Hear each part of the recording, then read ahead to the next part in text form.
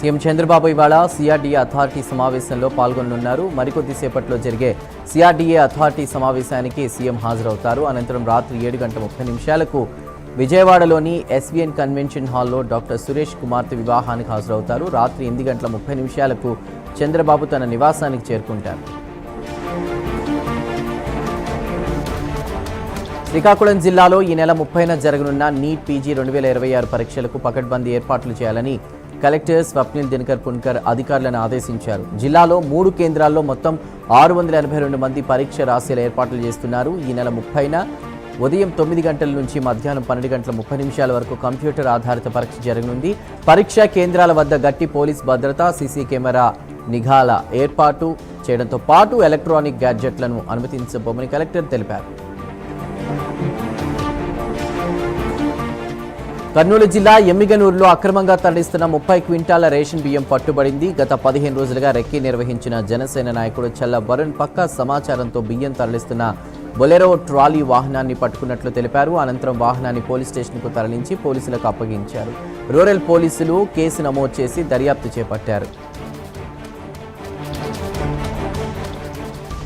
మహబూబాబాద్ జిల్లా కేసముద్రం మండలం ఉప్పరపల్లి గ్రామంలో మూఢనమ్మకాలు, సైబర్ నేరాలు, ఆన్లైన్ గేమ్స్ పై కేసముద్రం పోలీసులు కళాజాత కార్యక్రమాన్ని నిర్వహించారు. మూఢాచారాల వల్ల కలిగే నష్టాలతో పాటు సైబర్ నేరగాళ్లు అమాయకులను ఫోన్ల ద్వారా ఎలా వలలోకి దింపుతున్నారో పోలీస్ కళా బృందం ప్రదర్శనల ద్వారా అవగాహన కల్పించింది.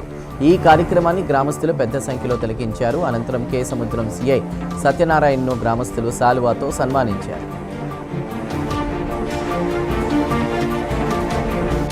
హైదరాబాద్ పాతబస్తీ చాదర్ఘాట్ పోలీస్ స్టేషన్ పరిధిలోని Malakpet police station metro station పార్కింగ్లో ఓ ద్విచక్ర వాహనం అగ్నికాహుతైంది. పార్కింగ్లో నిలిపించిన బైక్ అకస్మాత్తుగా మంటలు చెలరేగడంతో చాదర్ఘాట్ సిఐ మురారి ఫైర్ సిబ్బందితో కలిసి ఘటనాస్థలికి చేరుకుని మంటలు అదుపు చేశారు.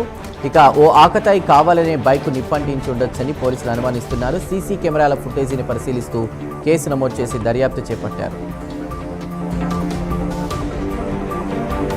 తిరుమలలో భక్తుల రద్దీ కొనసాగుతోంది. ఉచిత సర్వదర్శనానికి అన్ని కంపార్ట్మెంట్లు నిండి శిలాతోరణం వరకు భక్తులు క్యూ లైన్లో వేచి ఉన్నారు. సర్వదర్శనానికి సుమారు 24 గంటలు టైం స్లాట్, దర్శనానికి 5 గంటలు, 300 రూపాయల ప్రత్యేక ప్రవేశ దర్శనానికి 4 గంటల సమయం పడుతోంది. నిన్న స్వామివారిని 77,568 మంది భక్తులు దర్శించుకోగా 35,033 మంది తల నీలాలు సమర్పించారు. హుండీ ద్వారా 4,19,00,000 రూపాయల ఆదాయం సమకూరింది.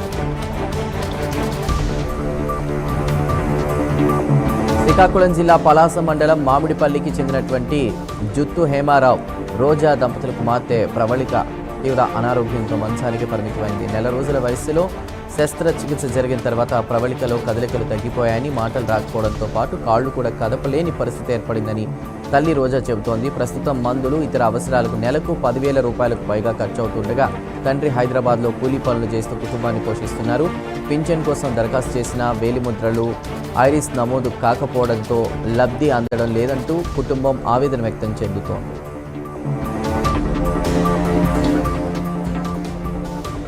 శ్రీకాకుళం జిల్లా జులుమూరు మండలం అల్లాడపేటకు చెందినటువంటి 70 ఏళ్ల చింతూ చిన్నమ్మడు హత్య కేసును పోలీసులు వారం రోజుల్లో ఛేదించారు. బంగారు ఆభరణాలపై ఆశతో పథకం ప్రకారం చిన్నమ్మడును హత్య చేసి మృతదేహాన్ని గోనె సంచిలో ఉంచి హిరమండలం పిండ్రువాడ సమీపంలోని తంపర కాలువలో పడేసినట్లు దర్యాప్తులో తేలింది. ఈ కేసులో బెండి అచ్యుతరావు, అలానే కింతలి ధనలక్ష్మి, కింతలి గణేష్, బెండి లక్ష్మీనారాయణ, కింతలి మణికంఠలను తిలారు రైల్వే స్టేషన్ వద్ద అరెస్ట్ చేసినట్లు పోలీసులు తెలిపారు.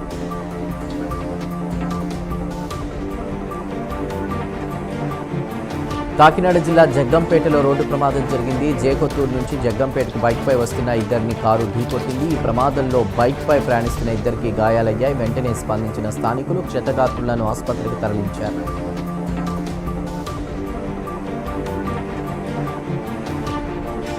నేపాల్లో ఆకస్మిక వరదలు తీవ్ర విషాదాన్ని మిగిల్చాయి. టిబెట్ సరిహద్దున సమీప ప్రాంతాలు ఆకస్మికంగా వరదలు వచ్చిన కారణంగా భారీగా ప్రాణ ఆస్తి నష్టం జరిగింది. తాజా సమాచారం ప్రకారం ఈ విపత్తులో ఇప్పటివరకు 157 మంది మరణించారు, 100 మంది గల్లంతయ్యారు. ఈ ఘటనలో భారతీయ యాత్రికులు కూడా చిక్కుకోవడం ఆందోళన కలిగిస్తోంది.